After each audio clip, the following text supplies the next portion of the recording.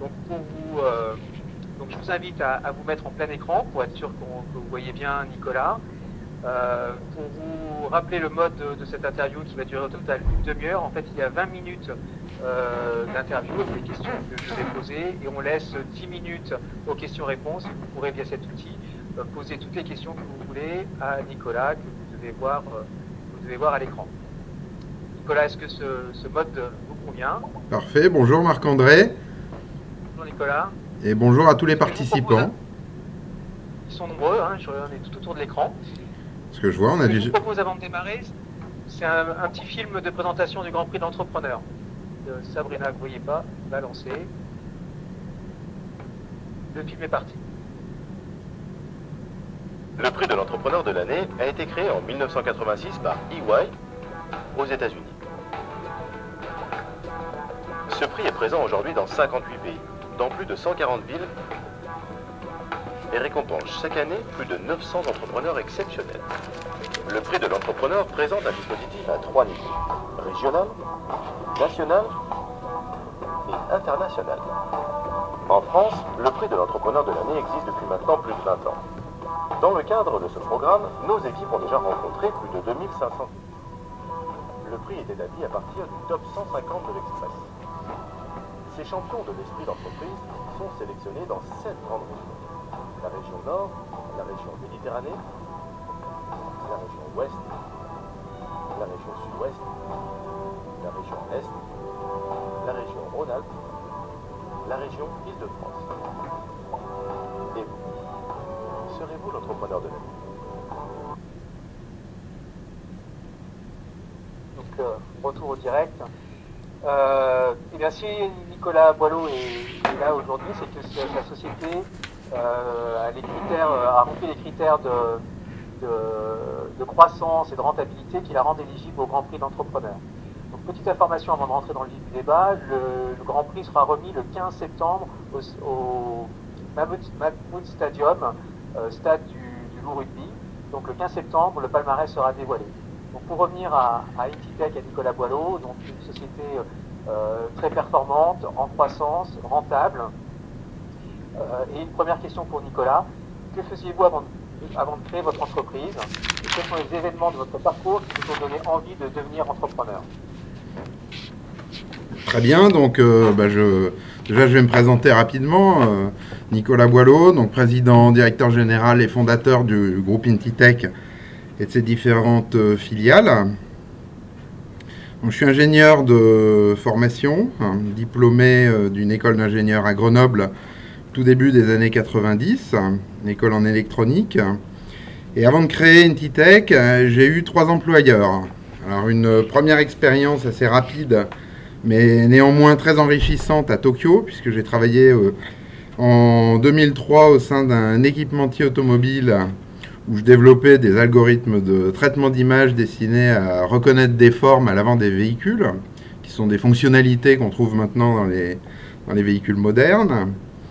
Puis en septembre 1993, j'ai passé 10 ans, donc de 93 à 2003, au sein du groupe Aztec, une toute petite SS2I quand j'y suis rentré, qui comptait à l'époque une 50aine de collaborateurs et que j'ai quitté en 2003, nous étions 1500, donc une croissance exceptionnelle pour un jeune embauché qui m'a permis d'apprendre énormément de choses. Enfin, en 2003, j'ai choisi de m'installer à Lyon pour des raisons personnelles et pour me rapprocher des montagnes, qui est une vraie passion pour moi. Et là, j'ai pris la direction régionale d'une SS2I nationale qui n'avait pas de région, qui n'avait pas d'entité en fait en Rhône-Alpes, la société Coframi, une société travaillant essentiellement dans le monde de l'informatique industrielle. Et j'y ai œuvré de 2003 à 2007 avec l'idée de doter cette SS2I d'une grande région Rhône-Alpes. Ce qui fut chaussette, puisqu'en 4 ans, on a construit avec mes coéquipiers une région de 350 collaborateurs. Puis, Coframi a été vendu en 2007 au groupe ACA. Et là, il y a eu plusieurs événements qui m'ont poussé à devenir entrepreneur. Ça va me permettre donc enfin de répondre à la question de Marc-André. Le premier événement, c'est que j'ai été poussé par mes clients mes clients qui, déjà en 2003, m'avaient reproché de ne pas l'avoir fait. Alors, à l'époque, je n'avais pas souhaité à la fois créer mon entreprise et déménager. Ça me paraissait trop risqué. Il me fallait m'installer dans cette région et y connaître à la fois les habitudes et le tissu industriel. J'ai été poussé par mes collaborateurs qui, je pense, aimaient le modèle, la dynamique que j'avais pu mettre en place à la fois dans l'aventure parisienne puis dans l'aventure lyonnaise. Et c'est vrai que ces différents collaborateurs craignaient de perdre ce modèle-là une fois le rachat effectué. Et puis à l'aube de mes 40 ans, je suis arrivé à la conclusion qu'un certain niveau de management, en tant que salarié dans les grands groupes ou dans les groupes d'une certaine taille, on passe plus de 40% de son temps à devoir vendre ses idées, faire de la politique pour pouvoir appliquer sa stratégie. Alors je m'en sortais plutôt bien dans l'exercice, mais à un moment donné, on se dit, est-ce que ces 40%, j'ai pas plutôt envie de les passer à développer ma propre boutique. Enfin, un dernier événement un petit peu plus personnel qui m'a poussé à créer mon entreprise. En 2005, j'ai perdu mon papa à l'âge de 58 ans. Il était le seul de ses frères et sœurs à ne pas avoir été entrepreneur. Moi, je suis né dans une famille de fonctionnaires. Mais j'ai vu mes oncles et tantes à la manœuvre de leurs différentes sociétés, essentiellement dans le monde du textile, puisque je suis vosgien.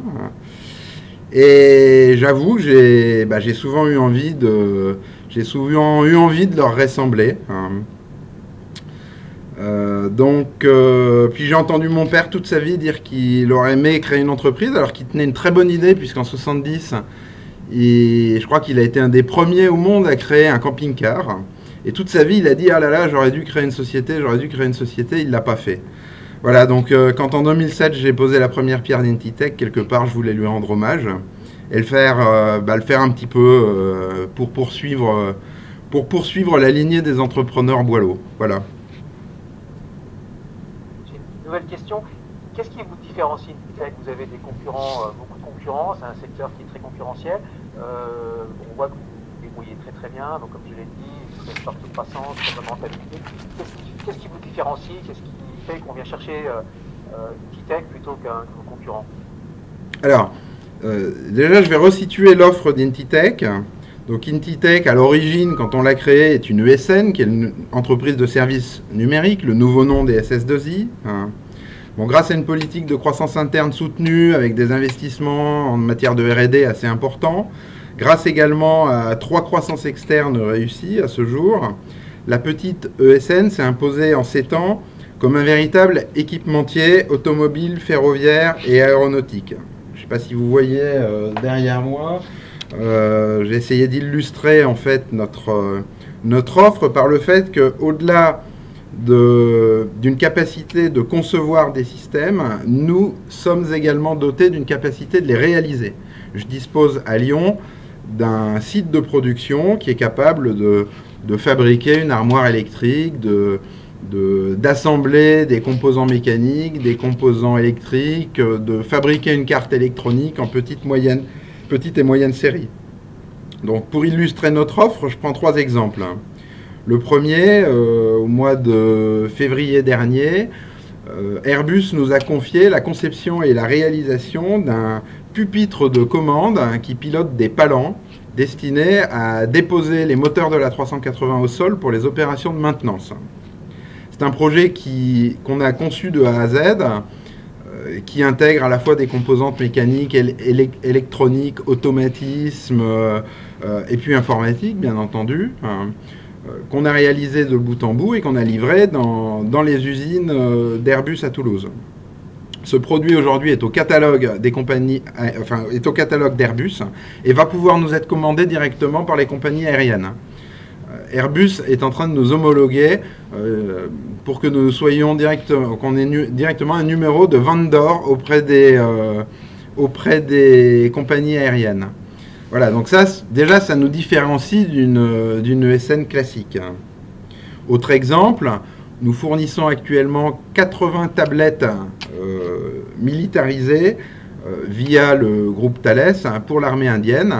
Ces tablettes servent aux pilotes de ces avions de chasse préparer leur plan de vol au sol, déclarer qui sont les ennemis, qui sont les amis du jour. On est dans des régions où ça change assez souvent. Et ensuite à télécharger ces différents paramètres dans l'avion.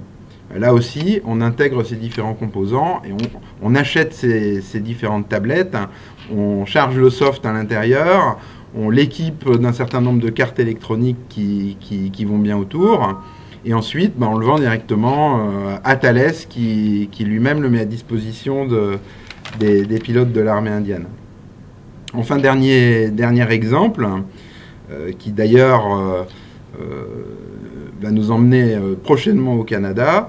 On conçoit, réalise et commercialise depuis plusieurs années des valises de diagnostic, vous les voyez peut-être ici, valises de diagnostic automobile, qui sont destinées à tester des alternateurs de véhicules légers et de camions. Ce sont des produits que nous vendons maintenant dans le monde entier. On a un concurrent essentiel qui est canadien. Ce concurrent réalise 100 millions d'euros de chiffre d'affaires sur ce marché. Et nous, à ce jour, alors en un an, on est passé de 100 000 euros de chiffre d'affaires à 1 million de chiffre d'affaires. Ça nous rend extrêmement optimistes. Et ça m'amène donc à créer une filiale au Canada qui sera ouverte inaugurée le 29 septembre de cette année, qui va être en charge de la commercialisation de ces produits sur tout le continent Amérique du Nord. Donc pour répondre directement aux facteurs de différenciation, au tout début, quand on a créé Intitech, je pense que le facteur de différenciation, ça a été de mettre notre siège en province. Dans une ville où il fait bon vivre, dans une ville où les ingénieurs sont peut-être un peu plus faciles à recruter, où il est plus aisé de recruter des gens qui sont bien dans leur basket, qui sont heureux de ce qu'ils font, avec des charges, je pense, coût de l'immobilier, etc., qui sont quand même plus faibles qu'en région parisienne. Et ça a été un facteur de réussite.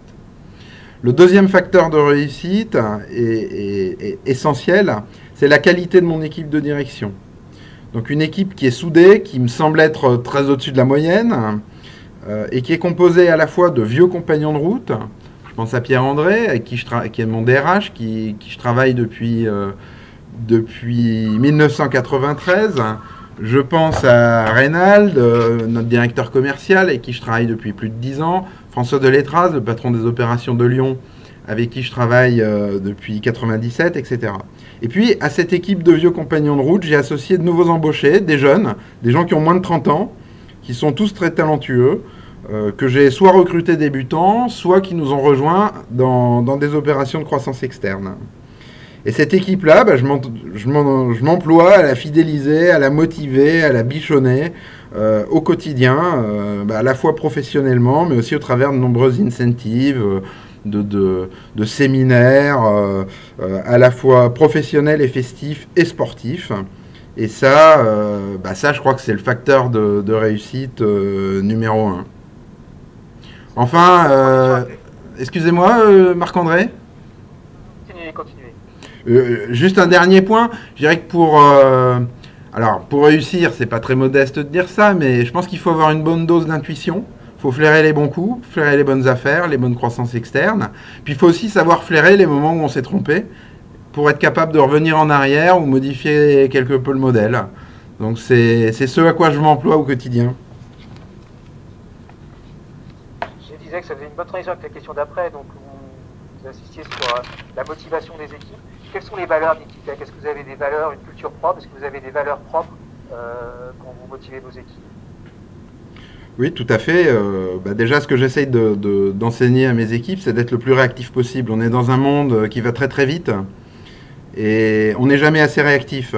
Réactif en recrutement, quand vous rencontrez quelqu'un qui vous paraît bien, même si il n'était pas forcément prévu de créer ce poste-là à l'instant T, il faut rapidement se poser la question et se demander s'il ne faut pas l'embaucher, parce qu'après, vous allez le retrouver chez un confrère et ce sera beaucoup plus compliqué de le recruter 2 ans après. Réactivité, combativité auprès des clients, on est dans un monde très concurrentiel, très compliqué. Donc là, effectivement, c'est vraiment le point que je mettrai en numéro 1, la réactivité. Deuxièmement, au niveau de l'épanouissement personnel des gens, moi j'essaye de prôner dans l'entreprise un mix entre mettre en avant la performance individuelle ainsi que la performance collective. Je pense que les deux sont importants. Titre personnel, quand je rencontrais des chasseurs de tête à une époque, ils me demandaient si je jouais au rugby. Ben non, je joue pas au rugby, j'ai horreur des sports collectifs. Mon sport collectif à moi, c'est mon entreprise.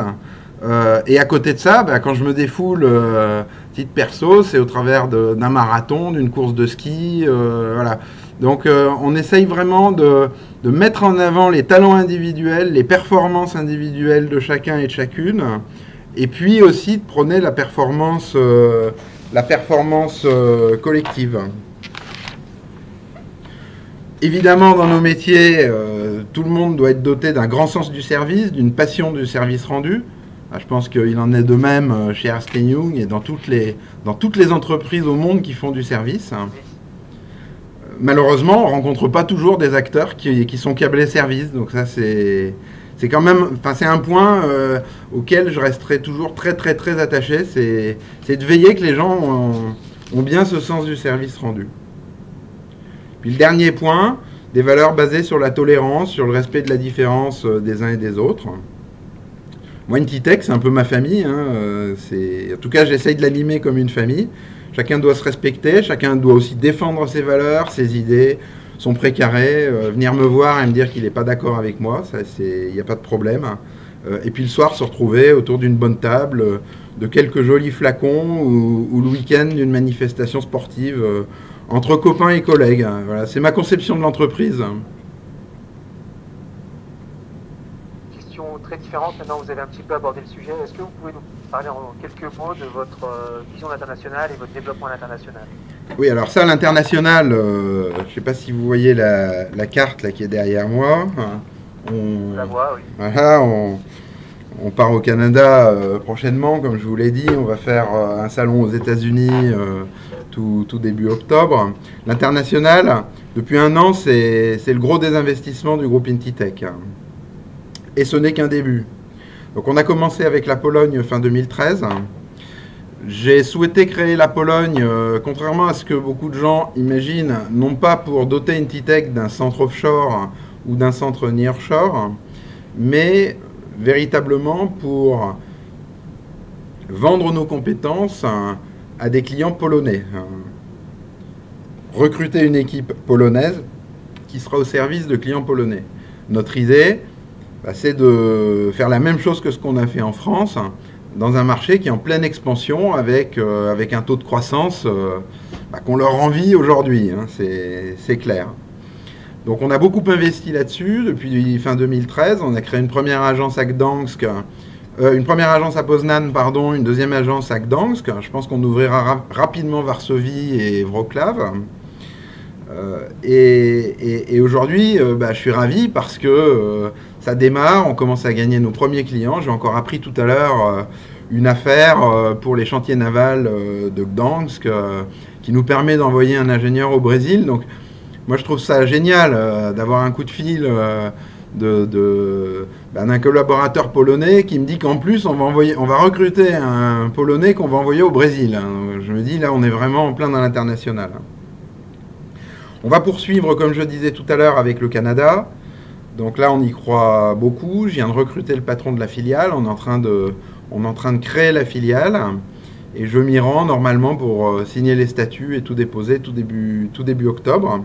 Donc l'idée étant de commercialiser nos appareils, donc nos valises de diagnostic automobile. Et rapidement, je pense qu'on ouvrira également des centres. Donc là, on part à Toronto, mais on ouvrira un centre à Montréal et à Québec pour y faire du service. J'ai déjà des collaborateurs en interne qui ont postulé.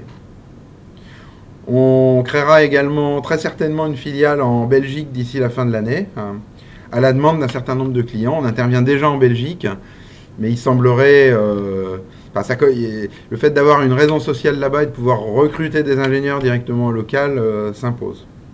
Donc nos grands clients nous réclament d'être présents le plus possible et d'être capables de les accompagner le plus possible sur leurs différents sites. Un Alstom, par exemple, est ravi de nous voir en Pologne, aimerait que nous soyons en Allemagne, aimerait que nous soyons en Italie. Donc petit à petit, on va se développer sur l'international. Donc on est convaincu que c'est la deuxième étape clé de notre développement.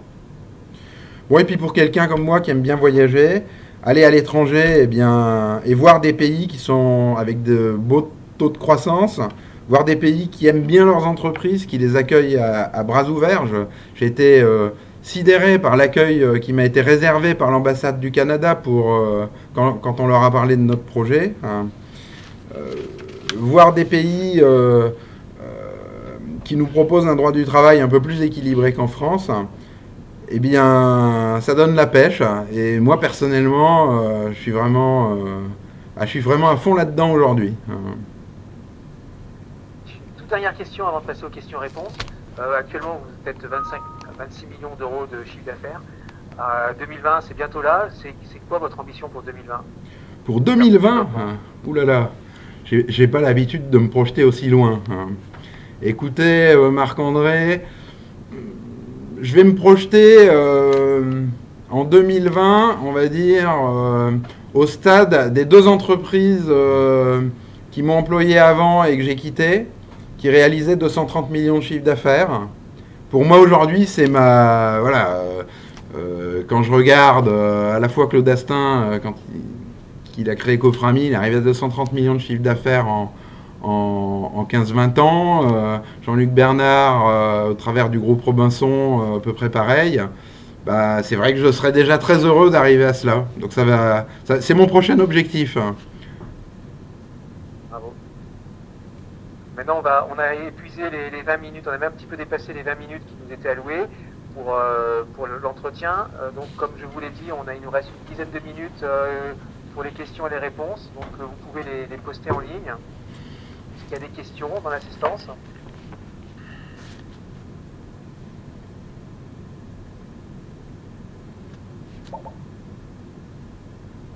Alors, une question. Quel conseil donneriez-vous à une personne désireuse de créer son entreprise?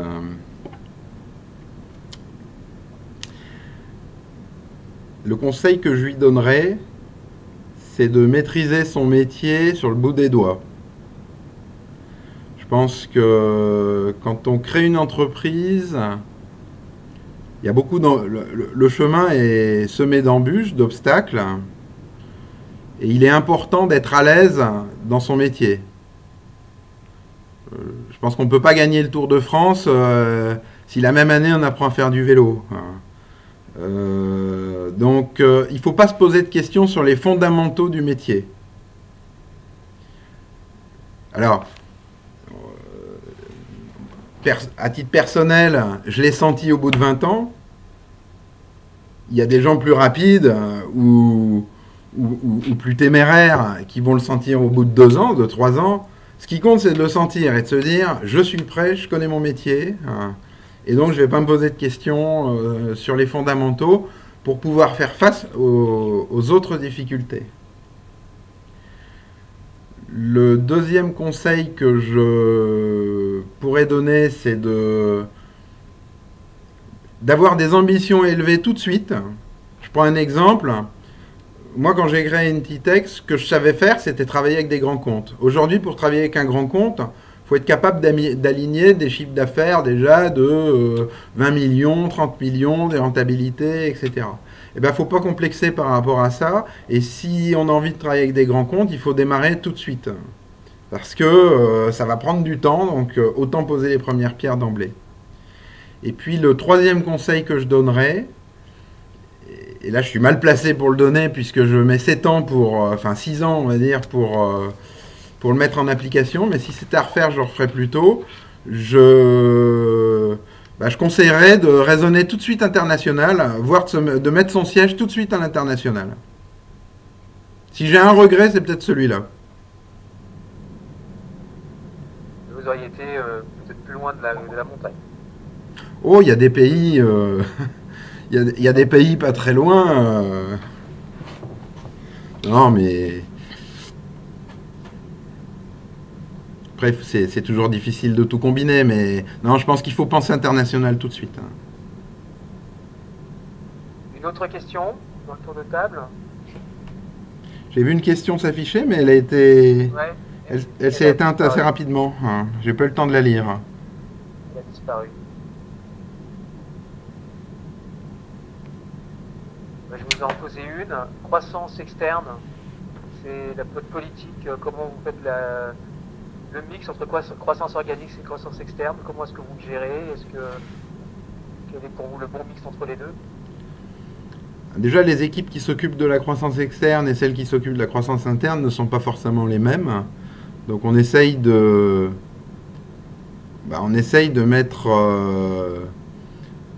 mettre le projecteur sur les deux en même temps avec beaucoup d'énergie. La croissance externe, c'est plutôt mon précaré, c'est plutôt moi qui m'en occupe. Donc j'étudie en permanence énormément de dossiers. Après, je suis assez exigeant, assez difficile, assez prudent aussi. Donc aujourd'hui, on a la volonté de réaliser 2-3 croissances externes et on a la capacité de financer 2-3 croissances externes. Mais il faut qu'il y ait des dossiers qui nous plaisent. Alors, sans trahir de secret des dieux, j'ai actuellement un dossier que j'étudie depuis de longs mois. C'est un dossier assez complexe, mais très intéressant, qui serait très, très complémentaire avec l'offre d'Intitech, puisqu'il y a à la fois une activité service et une activité produit automobile. Donc, il y a... Voilà, donc c'est un dossier, j'espère, qui aboutira avant la fin de l'année. Et puis la croissance interne, eh bien, j'ai toutes mes équipes qui y travaillent au quotidien. Donc on recrute en permanence, on prospecte, on gagne de nouveaux marchés. Est-ce qu'il y a d'autres questions? Moi, il nous reste 3 minutes, je vais en profiter pour en poser une dernière. Quel est l'événement dans votre cursus chez Intitech, enfin dans la vie de la société, quel est l'événement pour lequel vous retirez le plus de fierté? Ah bah ça, Marc-André, je vous dirai ça le 15 septembre si je suis élu entrepreneur de l'année. Bonne réponse. Plus sérieusement, je vais quand même répondre à la question. Ce dont je suis le plus fier depuis le début, et c'est ce qui m'anime aujourd'hui, c'est à chaque fois que je parviens à exporter mon modèle dans une autre ville ou dans un autre pays et à le transmettre à un de mes managers.